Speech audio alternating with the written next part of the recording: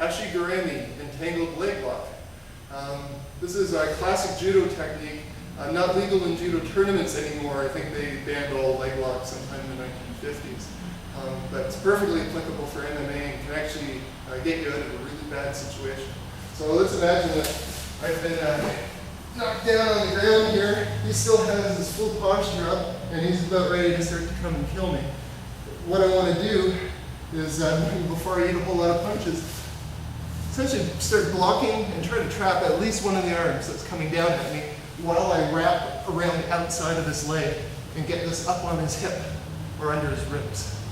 From here, my free leg is going to start to come down, and I don't know if you can see, I'm going to come down and start pushing on his knee, and in a moment I'm going to be widening his stance outwards.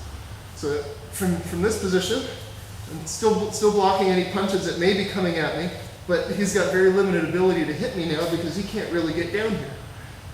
My opposite leg now is pushing away on his knee, and I'm stretching him out until really he's got no option but to come down on his face. Ideally, I want to hang on to one of his arms. Could be the far one, could be the near one, but just hang on to one arm if you can. And to make this really work nicely for someone that's not terribly flexible, this far leg here, it's very important that I maintain contact with that far leg underneath. And for a less flexible person, just simply stretching that leg out is enough to cause a tap out.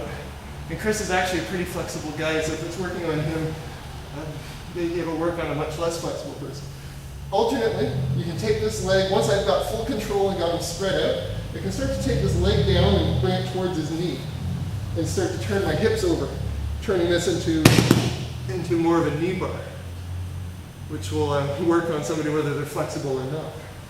So if for some reason he's managed, maybe I've lost control at the back end here, if he's managed to rule so that this knee isn't happening anymore, I still have another option with this leg back here. I'm just going to reach back and take a hold of it as I turn my hips over, basically turning into my stomach. We come through. Now I've got basically an Achilles tendon lock. I sit this leg right through so I can push backwards with it, and basically just squashing his Achilles tendon like a half a Boston crab. Squashing backwards, and it's very powerful. So all that started with Ashi Garami.